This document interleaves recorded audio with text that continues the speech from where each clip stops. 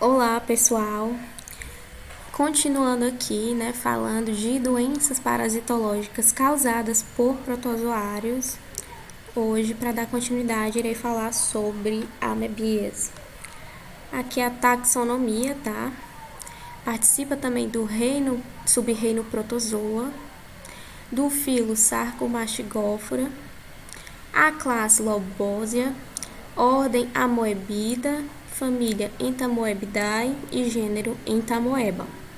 Essa doença, gente, vai se caracterizar por ter uma fase de vida comensal e por isso, 90% dos casos de amebíase vão ser assintomáticos e que pode também se tornar patogênico e causar quadros desentéricos de gravidade variável. Existem, várias espécies de amoebas, encontradas em nós, seres humanos. Aqui estão descritas todas as espécies. E dessas 8, espécies descritas, a gengivalis vai viver na cavidade bucal e as demais, vão estar no intestino grosso, sendo que a histolítica é a única patogênica, tá? Que vai causar amebíase. A amebíase, causada pela entamoeba histolítica, vai ter um ciclo monoxeno, em que o reservatório vai ser o homem. O modo de infecção é fecal-oral, em que vai ter início, pela transmissão aí e ingestão de cistos na água ou em alimentos contaminados. O período de incubação dela é de 2 a 4 semanas, podendo variar dias, meses ou anos, e a transmissibilidade pode durar anos, caso ela não seja tratada. Então, aqui são alguns aspectos, que podem promover essa transmissão. E também o portador assintomático, tá? Que ele vai estar liberando esses cistos nas fezes, mas ele não está apresentando nenhum sintoma, por isso ele não está se tratando. Aqui, outros meios, por meio de alimentação, de líquidos, ou alimentos contaminados por cistos, águas que estão ali com dejetos, e também saladas, frutas e verduras, enfim.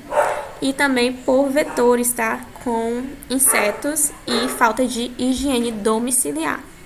Aqui falando sobre as formas evolutivas, a gente tem aqui as duas formas, que é a trofozoíta e cisto. A trofozoíta, que percebam que cada espécie vai se diferenciar, e a de cisto também.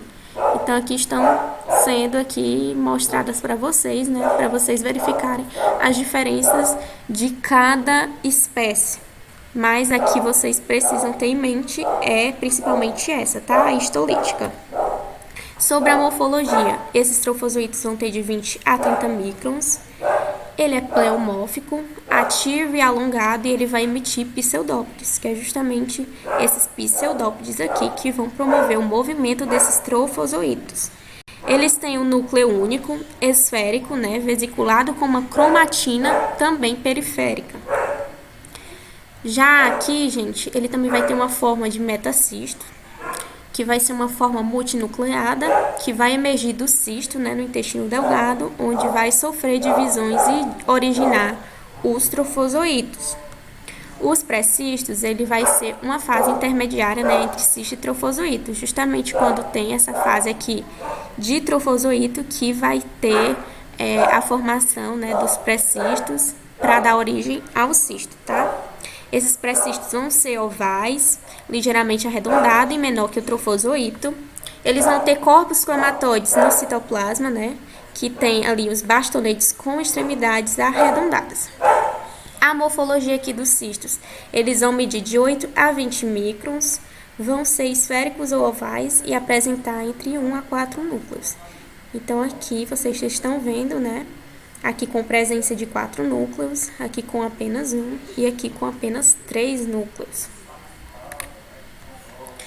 Sobre as características, gente, mais detalhadas sobre os trofozoítos, eles vão viver, na luz do intestino grosso. Eles podem, estar penetrando a mucosa e causando aquelas ulcerações intestinais, E caso ele venha chegar em outras regiões como fígado, pulmão, rins e mais raramente o cérebro, ele vai ter ali uma forma, de amebíase extraintestinal. Esses trofozoítos, eles são anaeróbios, mas eles também, né, são hábeis a consumir oxigênio em alguns ambientes que tem ali uma concentração de até 5% de oxigênio. A locomoção deles é pelos pseudópodes. Eles têm uma ingestão de alimentos por meio de fagocitose e pinocitose, em que a fagocitose, né, pode estar ingerindo bactérias e detritos, e a pinocitose é por meio de líquidos. E a multiplicação, né, vai ser por meio de divisão binária. Sobre o ciclo, é um ciclo monoxeno, que começa com a ingestão, né, dos cistos que estão maduros, ou seja, infectantes, que estão presentes em água e alimentos contaminados. Quando a ingestão desse cisto, eles vão passar pelo estômago e, por ter ali uma camada protetora, vai resistir ao suco gástrico até que, quando chegam no intestino delgado ou início do intestino grosso, vai ocorrer o desencistamento, né, e saída do metacisto, em que esse metacisto vai sofrer algumas divisões, tá, gente, que são nucleares e citoplasmáticas, originando 4 e depois 8 trofozoítos, que são chamados de trofozoítos metacísticos. Daí, gente, os trofozoítos, eles vão migrar para o intestino grosso, vão se aderir à mucosa e viver como comensais, tá? Quando eles estão ali nessa fase, eles estão fazendo fagocitose, se alimentando por detritos e bactérias. Sob circunstâncias desconhecidas, eles podem acabar se desprendendo daquela mucosa e se transformar em pré-cistos, causando uma patogenicidade, em que eles vão secretar uma membrana cística, né, esses pré-cistos, e transformar-se em cistos, né, inicialmente mononucleados. Vai ocorrer divisões nucleares, né, em que vai se transformar em tetranucleados, ou seja, um núcleo vai dar origem a os 4 núcleos presentes nos cistos. Eles são eliminados nas fezes normais ou formadas e geralmente eles estão também em fezes liquefeitas ou desentéricas. Aqui, gente, é só uma demonstração mais resumida de tudo que eu falei para vocês e que vocês podem estar usando para estudar e absorver melhor o conteúdo. E aqui, gente, é uma imagem em que está demonstrando todo o processo que eu expliquei anteriormente, tá? Com a ingestão dos cistos, né? Tem o desencistamento no intestino delgado, né? Que vai ter a formação dos metacistos. Aí vai ter o ciclo patogênico, né, na parede intestinal, que pode causar, né, uma amebíase extraintestinal, né, em outros órgãos. No intestino grosso, né, ele vai estar na luz intestinal. Tá ali os trofozoítos, né, se transformando em pré-cisto, que irá originar os cistos, né, primeiramente mononucleados até tetranucleados, tá? Os cistos, eles são liberados nas fezes formadas, o pré-cisto nas fezes pastosas e formadas também. E no caso aqui, dessa forma, né, que o trofozoíto, ele vai ser liberado nas fezes diarreicas. A transmissão, gente, vai ser por meio da ingestão de alimentos e água contaminados, né, com presença de cistos.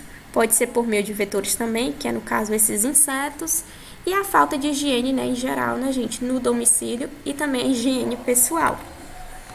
As manifestações clínicas, gente, primeiramente, começando pela amebíase intestinal, né, pode promover uma colite não desentérica, que vai ter aí, o paciente vai ter 2 a 4 evacuações, né, diarreicas ou não por dia, com fezes pastosas e contendo muco. Vai ter um desconforto abdominal. O que caracteriza esta forma vai ser, né, a alternância aí dessas manifestações e também períodos silenciosos com funcionamento normal do intestino. Então, aqui pode deixar aí uma fase assintomática num período de tempo, né, no paciente. Já a desentérica vai ter as colites amebianas, tá?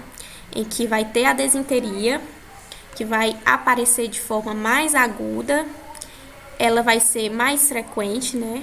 e também com presença de muco ou sangue, com cólicas intensas, tenesmo, né, que é dor ao evacuar, as náuseas, vômitos. O paciente também pode ter calafrios e febres, e em casos mais graves, gente, o paciente vai ter muitas evacuações mucossanguinolentas. Vai ter uma febre elevada e persistente, prostração do abdominal e também grave desidratação. As complicações, né, que são mais comuns, é uma perfuração ali naquela parede intestinal, peritonite, né, que é um processo ali inflamatório, hemorragia, colite pós-desentérica e mais raramente, né, uma estenose, apendicite e ameboma também. A forma extraintestinal, né, pode causar um abscesso hepático, né, com dor, febre, aumento desse fígado, emagrecimento e diarreia esporádica, e também pode atingir ali a região pleuropulmonar, tá? E tá causando ulcerações e abscessos também. Aqui demonstrando para vocês formas intestinais, né, com a presença aí desse protozoário no intestino, na mucosa, vista por lâmina. Aqui a presença, né, de algumas ulcerações, né, na mucosa intestinal. E aqui, gente, o abscesso hepático sendo demonstrado para vocês. O diagnóstico, gente, é feito por pesquisa de cistos nas fezes, tá? Por meio de método de flutuação e também pesquisa de trofozoitos, tá? Que vão estar presentes em fezes diarreicas. E aqui é só um quadro comparativo para lembrar vocês, né? Onde é que estão cada forma, né, desse protozoário e o que eles promovem, qual tipo de fezes que eles estão presentes. Aqui também, gente, a gente pode usar o método ELISA, que vai diferenciar espécies, né, da entamoeba, já que 7 espécies, né, estão vivendo, né, no intestino. Outro modo é biópsia, né, e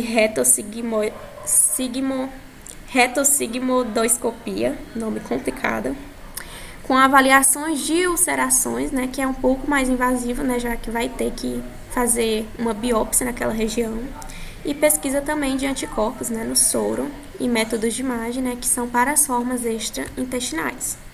O tratamento, gente, dos portadores assintomáticos vai ser, né, em drogas que atuam na luz, né, do intestino, como esse medicamento aqui, tá? Os sintomáticos vai ser por imidazólicos, como metronidazol, e aqui, né, gente, quantas vezes eles são utilizados, né, e por quantos dias. E fechando aí esse conteúdo, caso surja alguma dúvida, é só me repassar essa dúvida, tá? Que eu vou estar respondendo. E eu espero que vocês tenham bons estudos, tá? Um beijo grande e até a próxima.